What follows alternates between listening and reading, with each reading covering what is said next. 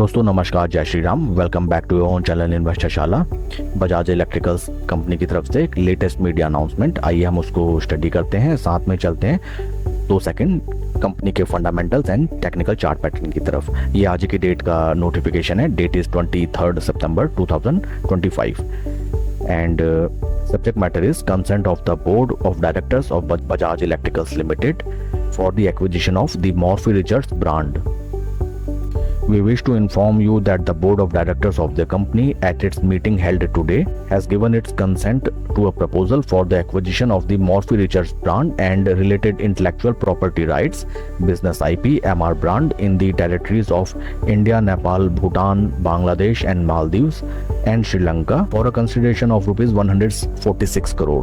Okay friends, तो एक शानदार न्यूज़ निकल के आ रही है कि बजाज इलेक्ट्रिकल्स के बोर्ड ने अप्रूव कर दिया है मॉर्फी रिचर्ड कंपनी के एक्विजिशन को for a consideration of rupees 146 crore, जिससे कंपनी को मॉर्फी रिचर्ड्स के intellectual property rights and various different brands and other सब डिविजन्स पे नॉट ओनली इंडिया बल्कि नेपाल, भूटान, बांग्लादेश, मालदीव्स एंड श्रीलंका सभी पे कंट्रोल हो जाएगा बजाज इलेक्ट्रिकल कंपनी का। तो काफ़ी बढ़िया न्यूज़ निकल के आती है। जैसा कि फ्रेंड्स हम जानते हैं मॉर्फी रिचर्ड्स अपने सेक्टर की एक काफ़ी जानी मानी कंपनी, बढ़िया बेहतरीन कंपनियों में ये कंपनी का नाम शुमार। आपने भी कई प्रोडक्ट्स, इलेक्ट्रिकल प्रोडक्ट्स डेफिनेटली इस्तेमाल किए होंगे मॉर्फी रिचर्ड्स ब्रांड के। मॉर्फी रिचर्ड्स ब्रांड जाना जाता है अपनी बेहतरीन क्वालिटी, बढ़िया colours and premium and versatile quality के लिए। चलते हैं फंडामेंटल्स की तरफ।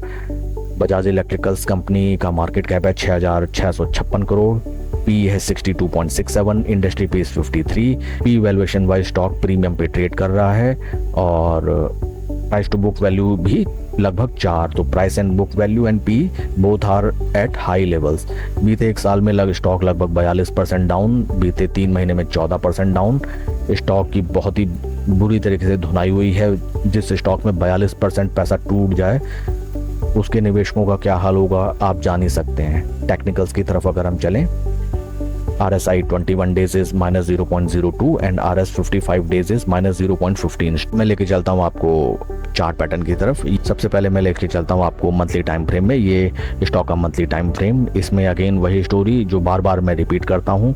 देखिए स्टॉक ने बहुत ही बेहतरीन रिटर्न जनरेट किए। अगर इसको परसेंटेज टर्म्स में अगर हम कैलकुलेट करें तो परसेंटेज टर्म्स में ये रैली निकल के आती है आपकी लगभग 5.5 गुना। तो स्टॉक 5.5 गुना हुआ। देखिए this called flag and pole pattern, this is flag pole और उसके बाद पोल का भी ब्रेकआउट।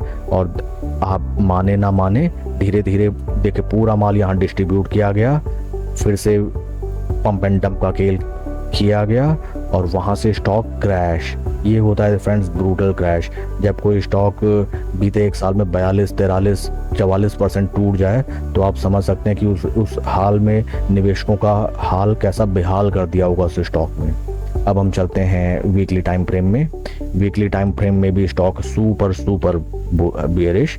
स्टॉक अपने 250, 20 तीनों वीकली मूविंग एवरेजेस के नीचे ट्रेड करता हुआ। डेली चार्ट पैटर्न में अगर हम चलें, this is the daily time frame. Daily time frame में भी कुछ ज़्यादा खास पॉजिटिव मोमेंटम हमें नहीं नज़र आता है। स्टॉक अपने right now 200 day moving average के नीचे but 20 and 50 day moving average के क्लोज कंसोलिडेशन में।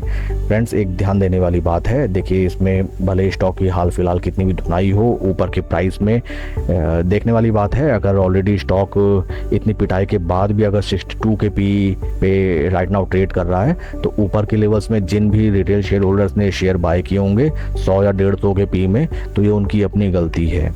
कोई भी स्टॉक अच्छा बुरा नहीं होता, अच्छा बुरा होता है उसकी प्राइस।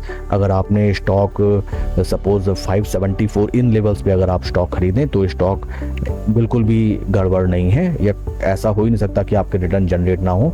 बट ये स्टॉक आपने अगर फोमो में खरीदा लगभग इन प्राइस लेवल्स पे जो कि निकल के आते हैं 1158, 800, 900, तो ये आपकी अपनी गलती है and you have to blame yourself.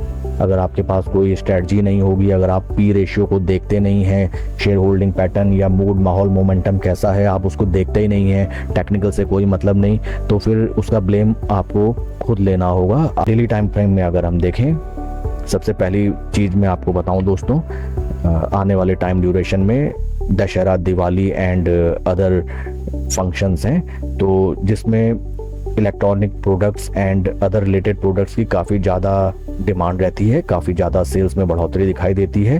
तो भले स्टॉक कितना बेयरिश क्यों ना हो, लेकिन हम इसको एक स्विंग ट्रेडिंग के लिए अपने वॉच लिस्ट में लगा सकते हैं। स्टॉक अपने क्रूशल जंक्चर पे ट्रेड कर रहा है, जो कि इम्पोर्टेंट सपोर्ट लेवल भी है कुछ इस प्रकार से।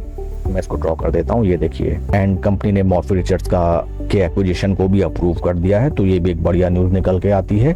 फ्रेंड्स, एक चीज़ आपको ध्यान देनी है, अभी मॉर्फी रिचर्ड्स के जो एक्विजिशन के लिए जो अप्रूवल दिया है बोर्ड ऑफ डायरेक्टर्स ने, उसको फर्दर अप्रूवल्स भी मिलने बाकी हैं। तो 100% this deal is not completed right now, but to a certain and it is almost done.